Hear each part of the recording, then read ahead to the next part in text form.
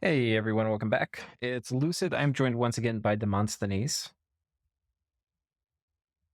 I'm excited to share more of this Cold Rhaga Yeah, playthrough with y'all. and just I guess as context to catch everybody back up, you had a war with Pangaea, which was successful, and then you had a war with Bogarus, which was, shall we say, very quick, to put it quite Mhm. mildly.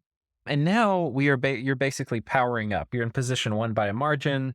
You're getting lots of infrastructure up. You're trying to get ahead in research, maybe control a global or two, and Mhm. I because basically the way we were kind of thinking about it is your next war is going to be your last one.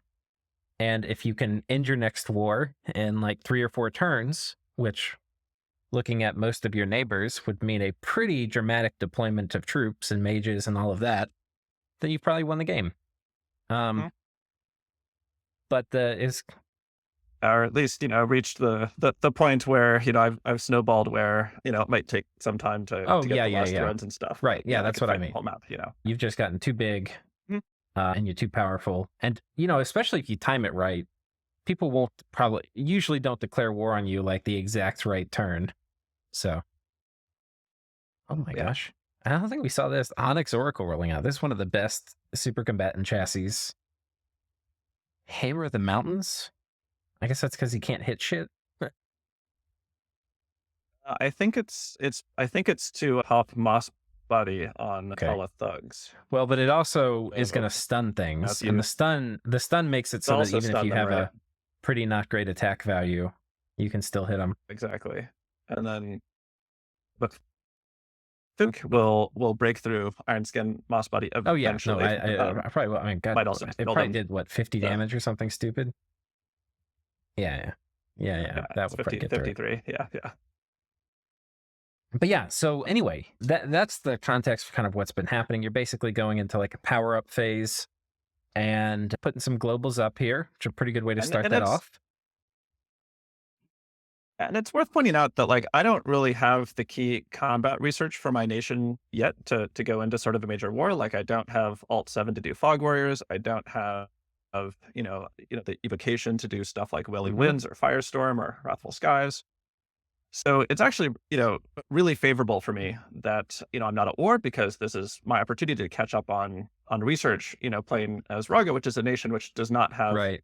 cheap researchers. Like all of the mages are expensive. I've noticed your Dominion has gotten here into So Pangea. But it hasn't turned cold yet. yes, How does that work? I was forced to do that. So some Niflheim Dominion slipped or Utgard Dominion slipped in. So I built a temple and preached it up with my goal of just pushing out their super hell skills Dominion Right. from the capital. So that's sort of the end of it, but I think it's just because it's, it started out as Heat 3 and it's, Right. still spring, so I think I might even get a turn into the summer Okay. of making hot mages there. But my main recruitment center is gonna be that thing in the southwest next to Right. Right. Gath's Right. Right. throne Right. Right. for hot mages, and we'll also see some additional shenanigans in the coming episodes for being able Cool. to make them elsewhere, so Okay, so in terms of economy, though, we've got Eternal Pyre up. One of the things we had talked about was maybe also trying to get Earthblood Deepwell, or even if you just have Eternal Pyre powering up to do. you definitely not getting Earthblood Deathwell, but Yeah, Gelgate yeah, was that the too. other one But that I basically, could hope for. part of this power up phase was being where you could cast Transmute Fire or Earth Gem Alchemy to build a lot of forts. Mhm. And forts are going to mean mages, and you've got really good like kind of your whole build is centered around mages. Yeah. And there, we were thinking 'cause later in the game, you can of course use fire gems for stuff like flames from the sky and things like that.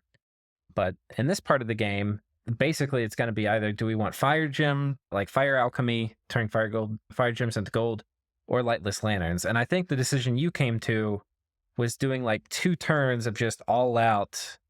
And looking at your fire gem income, you have 40 fire gems a turn with Eternal Pyre up. So just blasting Yeah. out lightless lanterns for 2 turns, and that will get your research up to a point where you feel you'll hit some of these research targets in a reasonable time. Yeah, it'll save me, a turn or two on my research targets, and that will, that's also sort of insurance where if I need to go to, if I end up getting attacked and I need to sort of muster Right, a mage-based defense, that I could do that while right, still right, right. catching up on research. So yeah, so that's happening. You're basically teching up in research. You've got a ton of forts making a ton of mages every turn. So like this turn, I think you're at 1,140, And if we go ahead and 40, go to the yeah. next turn, because we'll be going through these turns kind of quickly, 37, yeah. you're all the way up at 1,290. So that's about an increase of 150. So that's a pretty good turn over turn increase. And you've got another round of lanterns, I guess, getting produced here again. More heat mages coming out. Yep, that's the second round of. Looks like you're going to get maybe 1 or 2 more turns of hot mage production here in Pangea. I think I'm switched to the ones that only require heat 0, the Right. Carapans for a turn or 2 there. Let's take a look at what kind of blood income you're getting too. You're at about 20 a turn. Okay. I mean, and one of the things that's interesting to talk about with growing a blood economy is there's sort of 3 ingredients that you need. One is land with population, one is patrol chaff, and one is blood hunters. And for me, the limiting factor is actually the blood hunters, because I can only make blood mages in my hot places. You can see that I have a lot of those guys going into blood hunting and into making sanguine dashing rods and so on. And we'll definitely see that economy build quite quickly over time. But certainly, one of the things that's really nice about this nation is that with the flying troops, you pay 300 gold and boom, you've got 60 patrol strength. One turn out of any significant fort. It's also worth kind of noting, I was thinking about this as you said, the 3 ingredients.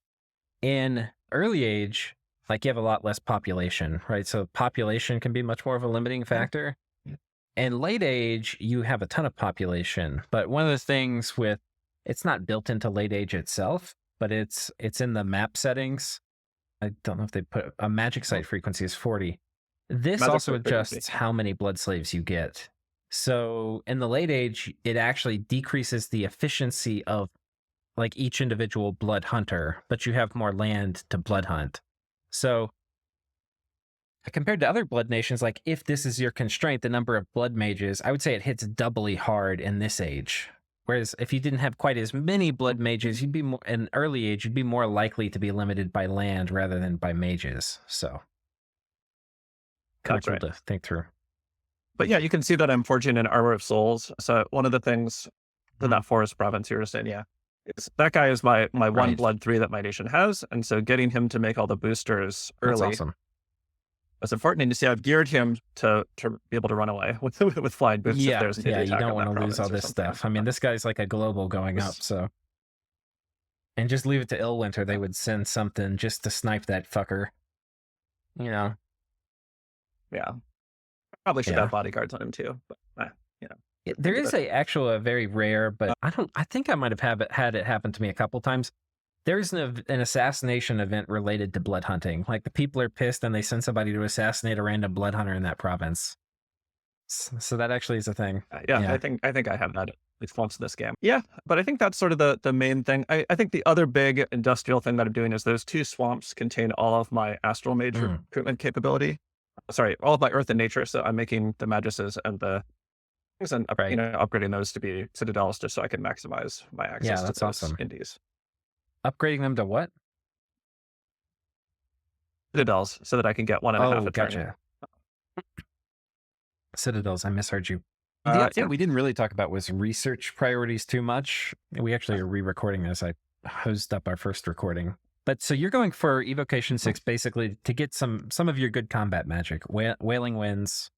But yeah, Bait Fire I could do in a communion with the blood mages in a pinch, and that's also pretty good. Wrathful Skies,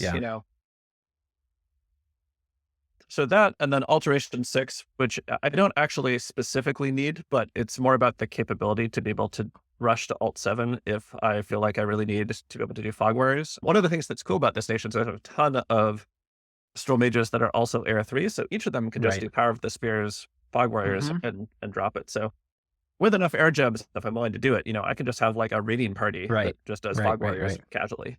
Yeah, that's pretty cool. And then after that, the other thing you'll pick up along the way, of course, is Transmute Fire here. But after that, you're thinking about doing a long haul all the way up to this, which is a game-winning combo here of Galegate and Dark Skies, potentially game-winning. Yeah. And, we'll talk about sort of the decisions that I'm making on those as we get a bit later. I think we can forward. Probably keep moving and sort of talk about more things as we go. Yeah. Okay. Ooh, there's another dire portent. Interesting events. Stellar Focus going up from the monkeys. Yeah, and that's interesting because that shows the monkeys have enchantment 7. So we don't know, but they may be ahead of me on research. I don't have any 7s yet, and I don't know what their Yeah. research They priority could be order making a is, rush but to Nexus. I don't know if possible. Yeah. enchantment is the best for the monkeys. I mean, it's good in general. Like it's one of the best magic schools, but I mean, I'm not Yeah, really I mean, I I think like if they can control Earth, but their cat mages Yeah. have a lot of Earth, so if they can get Earthblood Deep Well, that's Okay. always really good. I don't know, but yeah, I don't. I haven't really played monkeys, so I can't really say Yeah. what's good for them. But Yeah. It's interesting. I mean, they're not. Well, I guess they're kind of big. They're big enough. yeah, Yeah. okay, I was feeling like it's usually not they're great pretty big. if you're like going too deep in one school without catching up in some of the other ones, unless your nation has like some very specific stuff they want to do in that. But I just get the feeling from the monkeys doing that they're going really deep. Yeah, I will note that they poached Obscuro the Hidden Mage from me around this time. Oh, and they've got a Kanara there. So anyway, I think that they might be trying to break into air, and I could see Mass White being very meaningful for Right. them in some matchups. So, anyway, it could be that they sort of have a strategy Yeah, around that's that to possible. evade Okay. that target. Okay. From the any other Um, events we should cover here? well, we should cover Okay. the Desert Cast. You can actually see the outcome on the map, which is that my capital All is no right. longer cold. And I guess I gave you an event. So we discussed previously, and I need to cast it again in order to get it hot enough. So you can see this is the event that it's not hot enough to melt the ice Right. frozen under the capital. But we'll be casted again next turn, and then we'll have a hot capital.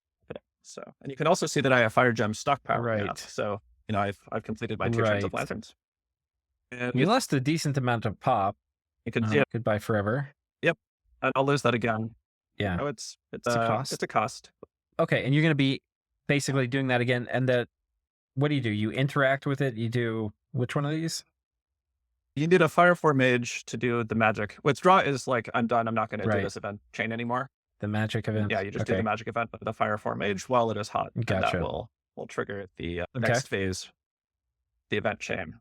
Yeah, so I think that's probably the big thing. The other thing is if you look at my research, we can see it's already way last higher turn than it was 1290, Yeah. right? And now it's like 350 more than that.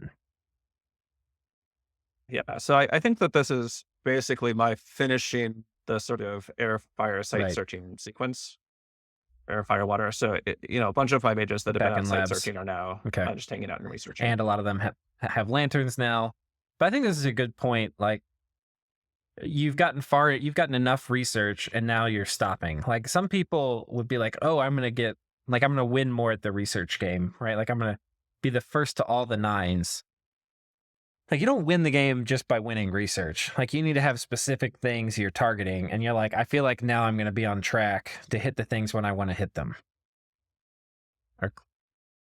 And I've got a ton of other fun stuff Right. I can do with fire gems. There's the alchemy play that you're talking about. Other classic thing I can do is make an entire army where all the commanders and all the troops are fire resistant and just do firestorm Right. in every battle. And Pretty that's good. also, kind of thing where if I want to use my good air mages there, I'll need, some Yeah. fire resistance gear for that. No, but that's a and that very kind of good point. thing. Okay. Also just have infinite Right. access to Yeah, elementals. fire elementals are really freaking there's good. options. And so you've got an So, enormous yeah. bank here. Your air gems, ooh, you're going to have so many by the time it comes time to cast Galegate. Pearls, you've got a lot of too. And there's actually a bunch of stuff I would be doing with air gems right now if I didn't have the Right. goal of saving up for that. But, I'm going to save up for it and then I'll Right. do them. So we'll talk about them once Go ahead and go down here to 39. Okay. More Breath of the Desert.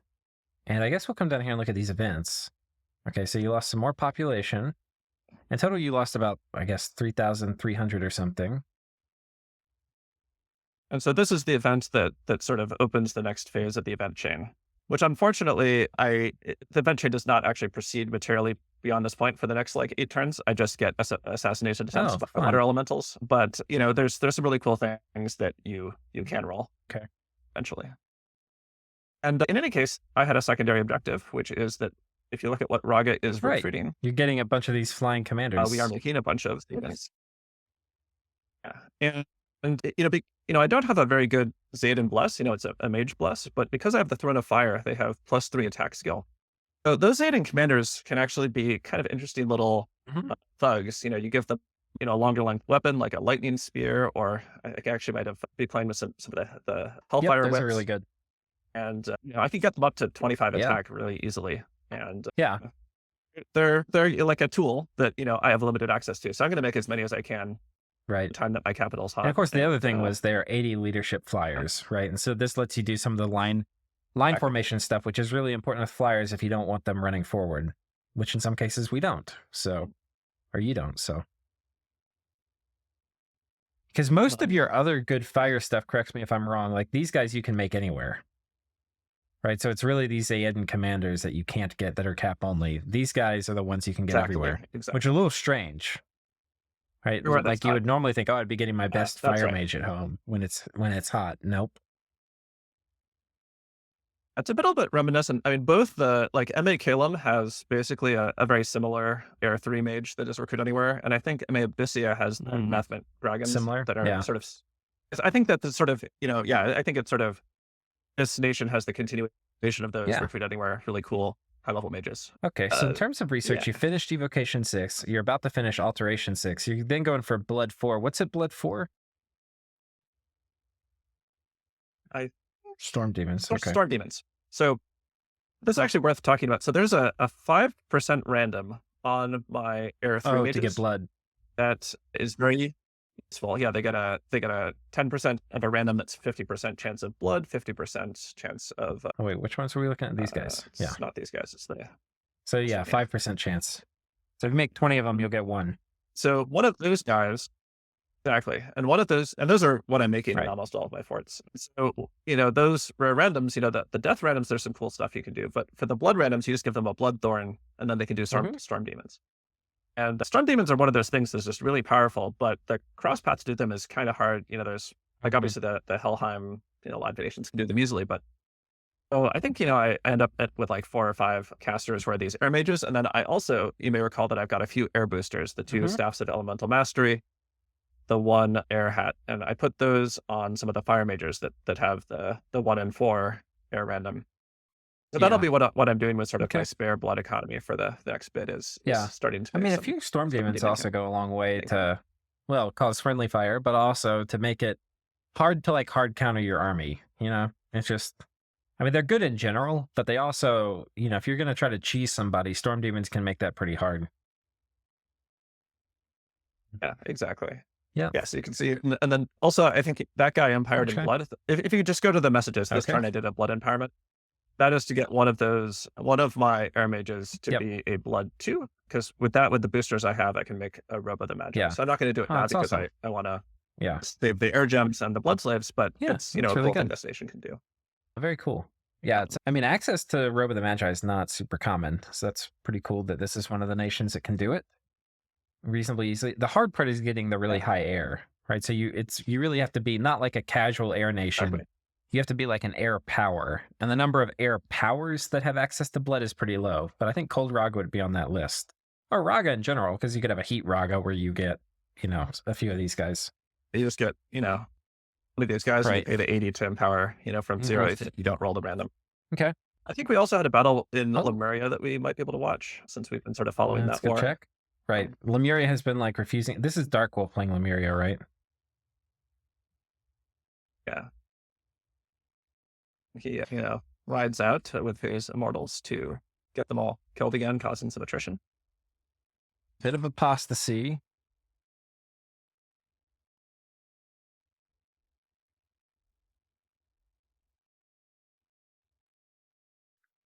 There's some dust to dust casters. Yeah, well, there it came in. So. Oh, yeah, they're really in. Oh, man. Yeah. It's pretty close. You can see that, half the elements are routed, You could have routed all these guys. Or not you. I mean, if you got better RNG. And I guess the Prophet has enough hit points that a single dust wasn't getting him, I think. That's why he lasted so long. Yeah. I guess if this is the best you can do, fine. I would say as a Lemuria player, I would not be very happy with this trade. because you're like, okay, it didn't cost me anything. I mean, consuls are dead for a long time. They're dead for 3 turns. So I get if he wasn't going to But, you storm, know, it may be enough like, I mean, he attrition. could storm this turn. I think this is enough attrition. Yeah, so Well, we have I to guess find we out. will Yeah. get to find out next turn whether that. I guess the other sort of update we can see just from the map is that Ulm is definitely losing this war. I didn't get to see the sort of much in the way of the big battles, but you can see that they're Oh just yeah. east of Lemuria. But all of their stuff is under siege by Gath except the capital, I think, Oh at this yeah. point. Man, Gath is ruining him. Apparently that after Ulm had that victory that we saw, he sort of, you know, rode out, and it turned out the Gath had more reserves than he expected, so he sort of lost his stall of his chaff. It And I was think, a you know, this it was a major army is quite tactical loss strong, by but Gath. He was just trying to bait Ulm into actually moving out right. and crushed him. Oh, I think he wouldn't spend that many No, I games know. I was making a on that joke. strategic. Yeah, I mean, The tactical loss to give your opponent confidence. It's just another way to write off playing poorly.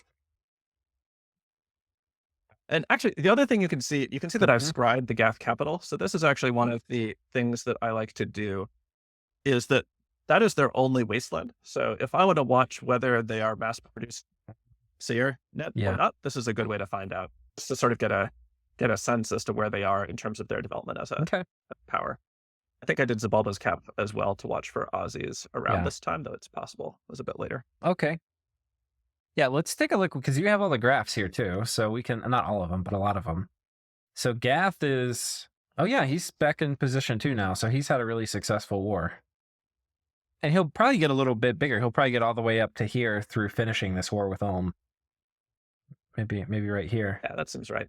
And I think if you look at the forts graph, it's also gonna, you know, he hasn't taken or 4 Ulm forts, but you know, he's already probably put him into second if place he gets all these Ulm forts, he's gonna jump up to right here.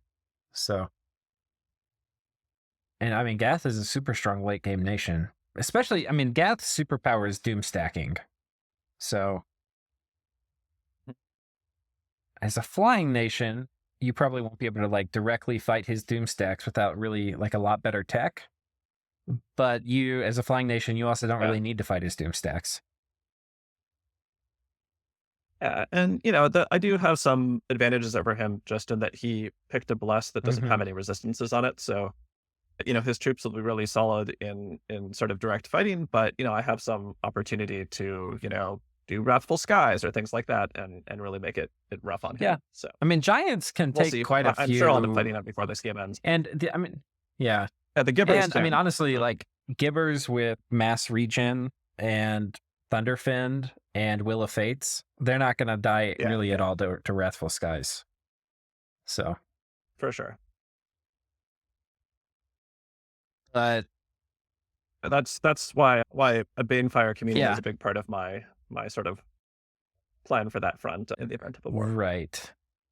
Even that, you know, will really be nerfed by Will of the Fates. Yeah, so. yeah. I mean, Gath can do a lot of these things, and their guys are high enough hit points where it's really hard to like nuke them down.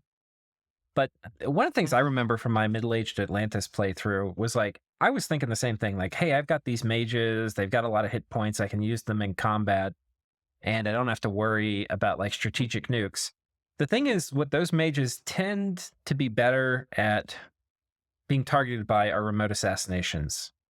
And I generally, a lot of people love remote assassination spells, and I generally poo-poo it. Like, I'm like, why be in a war where you have to use remote assassination spells to win? They're like, it's like a pay-to-win thing where the cost of paying to win is super fucking high. You know, like if you're doing remote assassination spells, you're probably losing. An exception to that might be Gath, where if you can find remote assassins that are going to kill whoever they're bringing, now they have some guys that can be kind of tough to assassinate. I mean, they've got the Kohen Gadals you're not going to kill that way. At least geared. I mean, geared for anti-assassins, yeah, but geared with like just some armor, it depends. You know, like... Yeah, for sure. You know, they could be trampled by earth elementals potentially, or they could be like earth attack. I think they'll probably survive manifestation a decent amount, but I don't think they'll survive it super reliably. But that's the kind of thing, like if you snipe the guy who was supposed to do Divine Blessing, you know, that could be... Oh, yeah. So I would think about which of the remote assassination type of spells you might want to use against them, because the way Gath tends to roll out is having like a, I mean, they can also have pretty good communion mages and stuff too. So I mean, like a proper Gath army will probably have like They've got really 10 or something of these Yadoni or and the little human ones, you can blow up right, with remote spells, but they're like a 65 gold, nature one, astral one. but yeah, It's one left of there. But yeah, these you guys can't really you blame can't someone. really No, flame they've got the sky a little bomb. bit of fire resistance, 23 hit points, forget about it. But they're probably, especially like if they're getting up into the, oh yeah, it's something to look at. I think like once you have mages that are costing like 200 gold a pop, you can start looking at remote assassination spells. Because the other thing too is, God, like we'll have to see if the Gath player can actually do it. But a true Gath Doom stack in the late game is pretty fucking terrifying. It's like really hard to fight, and you can dodge it, but that means sometimes you have to give up infrastructure or trade it. So, Yep. Okay, no movement on Yeah. this front. There's still a staring contest. Yeah. You can see that I did Shrine so that I can stop losing scouts watching what the Agartha side of one of them might move into each other at some point. I think the over under here is like probably like 8 turns. Something happens. Research. Yeah. I think we already have seen that for this turn. Let's go ahead and go to 40. Yeah, man.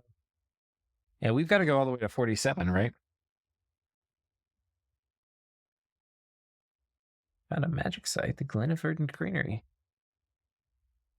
I'm doing yes. The one thing I'm doing with air gems is casting Raven Feast on my blood hunting provinces Nice. just to boost my. Yeah, that was something we talked about that this nation also can do really well, which is also pretty rare. And I guess the other thing you can see is I'm up to like, yeah, right. It's like you need air 4. So not many nations get a casual air 4.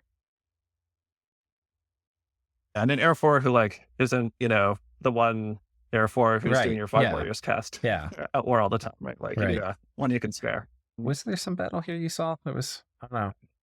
Oh, Patala vulturing some of Ulm. That's just a port storming. Yeah, some of Lemuria. Yeah, sure, yeah. And Ulm for in the Lemuria region. And I think they actually are doing that in part as a favor to Atlantis because they're going to preach out the Lemuria Dominion because there's now a plot to dom kill Lemuria if Atlantis isn't able to finish them off.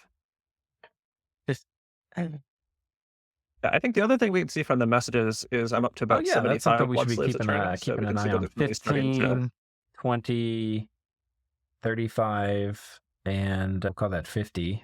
So that's 85. Yeah. Not bad. Not bad at all. Yeah, that's pretty good. That's really all that there is.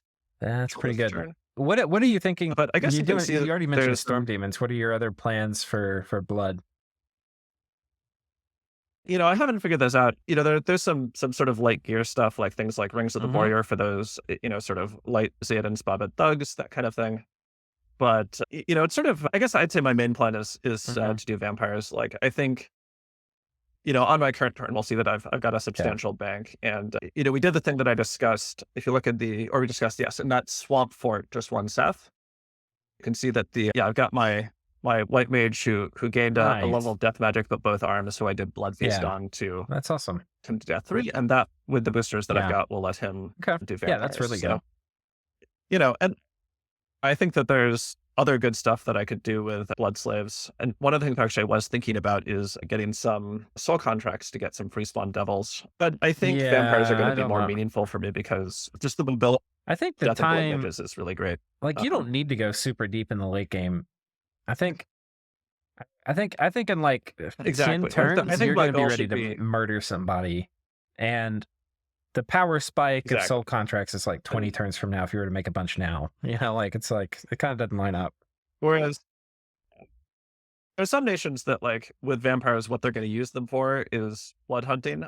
I think that my plan for vampires will be to send them out at a war, have them be my casters of big blood and raiding and other things too. So just having diverse raiding threats. Exactly. Another thing you can see in that forest in the far east is I have a little project happening. So in the far east of my empire. Right, yeah. So I discovered that there's a Banefire Brazier here, which is a thing that spreads heat. So I'm going to set up my seat Nice. recruitment center here. So I'm building a fort. And, I'll probably have to cast Breath of the Desert there once every 5 or 10 turns to keep it hot. But, I'm going to do it all the way up to a Citadel and just have that be my I mean, you're also forest of near my fire mages on Atlantis, so this you half can of the have way. his Dominion pushing in, and I mean, you could also make. I would probably do Stone Idols or whatever to get your Dominion down before I'd start doing Breath of the I Desert. mean, here's the thing, like, with a Banefire Brazier and Cold Dominion, it usually tends to be stable. You can see that it's actually already hot despite having 3 candles of Yeah. Atlantis Dominion in it. So what I really just need is a single time, set to having it be at heat 3 Well, I guess what I'm saying is really infrequently. the way the mechanics work is if the candles get really high for you, cold will win out, right? But if It'll cold move stays at a like lot with 1 it, to 4, you'll probably be okay. But you can't really get rid of it aside from not building a temple and not preaching, except with a stone idol or something like that. It's also worth noting Atlantis has a throne there. So, like, I might be able to just hold it at roughly 0 candles by. If you're finding you managing do to need to preach do it it though, mainly, but stone idols are so useful in general. I mean, they're really expensive, but if you make 2, sure, you won't really regret it. You'll always have a place where you could put it. If the worst case, you know who you're going to invade and you put them on 2 scouts and you have them start to soften up the dominion in a province. absolutely. The thing that I'll say though is that for my circumstances, I've got 40 fire gems a turn. Breath of the Desert, that's fair. Once every 5 turns costs 1 of those. Yeah. It's immaterial. Earth gems, I'm putting basically all of that into hammers because I want to be able to do which is the messenger and things like that with my less popular sort of things without. That's fair. Like I will just forge stuff with fire gems if I need them. But yeah, that's sort of the economy thing that I'm trying to do. And I think by the end of this, I'll have 10, 12 hammers or something like that, which is excessive. But again, I'm thinking about things like having a mage core that I'll have fire resistance gear or that kind of thing for shenanigans. So it's true that we're now ready to run up thaumaturgy. It's turn 40 and you're preparing the big thumb run. That's really cool. All right. That's pretty cool. So let's go ahead and speak. Well, I ended up settling on that I had a little bit of evocation above it. Basically, what I settled on was the conclusion that because I can do Murdering Winter, if somebody attacks me, I'm just gonna do evocation 7 and plan to defend myself that way as my sort of what I need it won't work against like Gath or something. That's why right? But Gath is busy for at least probably 8 more turns. Yeah. Exactly. Yeah, it probably wouldn't work. Well, it worked a little bit. God, how are these guys still sitting here? This bothers me so much. Who's playing this? Well, so Agartha is Balin who does stale, I think, once or twice during this period. So I think he's really busy in real life. I also think that I think his army is weaker. Like, I think that attacking would be a mistake for him. And remember, the Patala player has not responded to Diplo from anybody.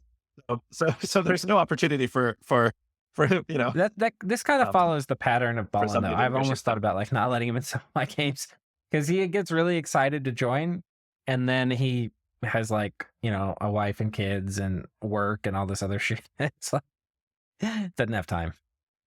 It's kind of unfortunate. But yeah, and I wouldn't be surprised if this game, like, he is a stagnant Agartha that he won his first war versus Mictlan and ended up net 5 provinces. And, I don't know, like, it's sort of a game where, like, I don't think he has a play that will cause him to win. I think he has a play that will cause him to be utterly destroyed. But that's kind of the thing, right? It's like if you sit here not doing that, then you end up getting in that position, right? Like you have to be doing stuff. His time to act was 10 turns ago. Yeah.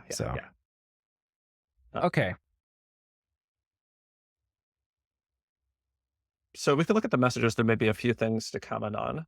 Let's take a look. We're still finding a few magic sites. Yeah, you got 2 Earth sites here. Another battle. Oh, hold up! Atlantis is storming. This should be. Yeah, the main swath of consoles hasn't reformed. This is another batch. I think he's got a total of like 12 at this point. So there's the squad of 4 and the squad of 7. Yeah. And once again, I think the big problem that Linus has is that they're not making the glaive troops. Like the swordsmen are really not the troop to use for counter-thugging, which is basically what they're doing in this attempt to run the capital. Okay, this is a big beefy lad. Valor, okay. I mean, I don't think a single Dust to Dust got cast either. You don't have to give your commander, by the way, I'll just point out, 5 spells. Like, you can literally put them turn 1 on an advancing cast. It's a thing you can do. Yeah. So, another couple mages So down funny. from Atlantis. Yeah. Yeah. Okay.